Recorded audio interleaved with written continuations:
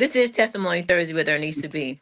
And I know along your travels and along your journey with the Lord, you have definitely um, been through many tests. And I'm quite sure you have a multitude of testimonies. Oh, absolutely, But we're absolutely. going to ask you on this show to share one testimony that you believe the world needs to know about Hmm. I and think that you know is going to be life changing to our viewers. well, I the one that obviously comes to mind. I was with my boys, my two sons, and so we had this, as my friend used to say, "It's long gone, be with the Lord." We took a notion to go up Stone Mountain. So we were going to start at the bottom and work away. My oldest son has done it a couple times, but I've never actually walked from the bottom of Stone Mountain all the way to the top. So I'm walking up Stone Mountain, and I realized I could not get very many feet before I had to sit down. And then I would go a little further, and we have to sit down, and we sit down and talk, But I realized this did my chest that I couldn't go much further than that. And so it took us a while to get up. I was determined to get to the top. So we got closer to the top. I found that I couldn't sit down anymore. I had to lay down because Mm. my chest was just felt like my heart was going to jump out of my chest. So I had to lay down until everything kind of calmed down, and then we go back up again.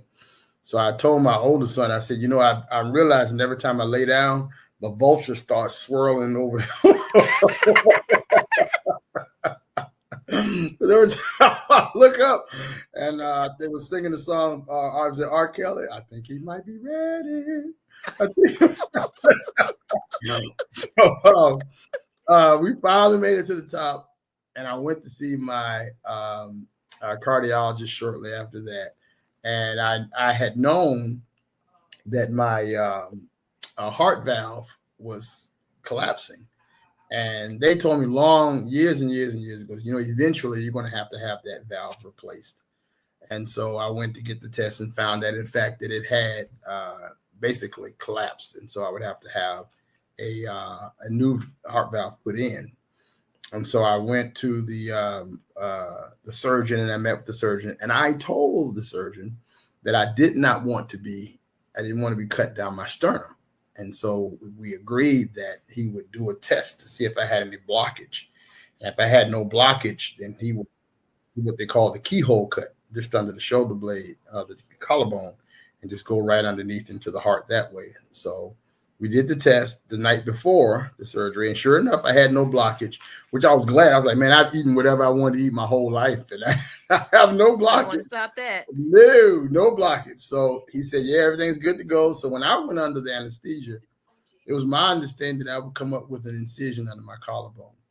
And so when I came to, my mother told me, I remember her, first thing I heard her say was, "You're not going to be happy." And I looked down, and sure enough, I had bandages everywhere.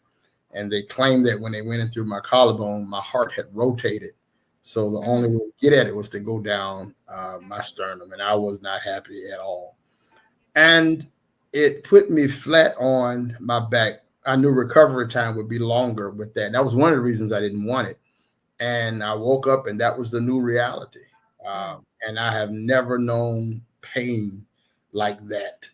Jesus. They told me in recovery, I took no pain medicine. I took no pain medicine. I was determined that I would not be one of the people that get on that pain medicine, and then And next get thing you know, hooked. you get hooked on it. So I was determined. So they gave me some low grade stuff, a little bit stronger than ibuprofen, and I took maybe 3 or 4 of those, and that was it. I remember them telling me, they said, "Now listen, you have to cough, and you have to, if you don't cough, that fluid will stay and get into your lungs. And the next thing you know, you have pneumonia." And so I tried to cough. Mm-mm. Wasn't I bet happening. it's painful, right? It hurt like it reminded me of that movie Alien when Mm. the Sigourney Weaver, the character where the chest popped open and the alien came. That's what it felt like. What was happening, Wow. and it was so painful. Every time I sneezed, it felt like my chest was splitting open, and I was Jesus. determined not to cough, and I didn't. And sure enough, I was laying down and I could hear the fluid in my chest.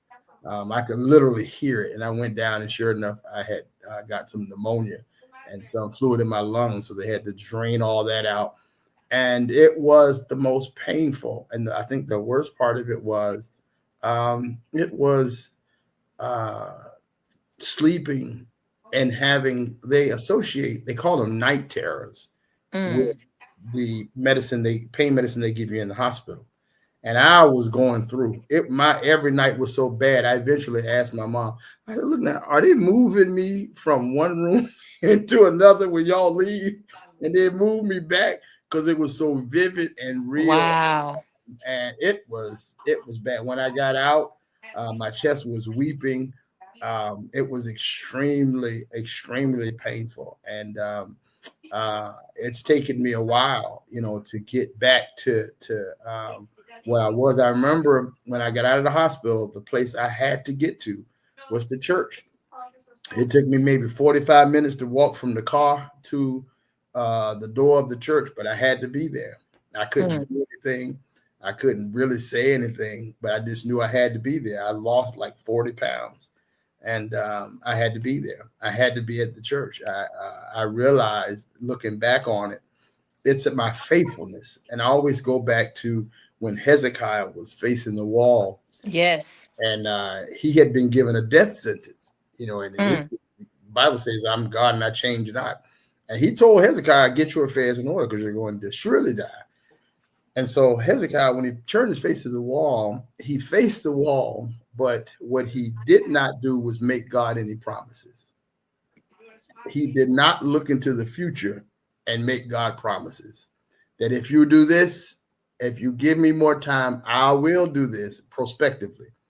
Hezekiah looked in the wall and turned his face to the wall, and he talked retroactively. He said, what I have done, what I have done.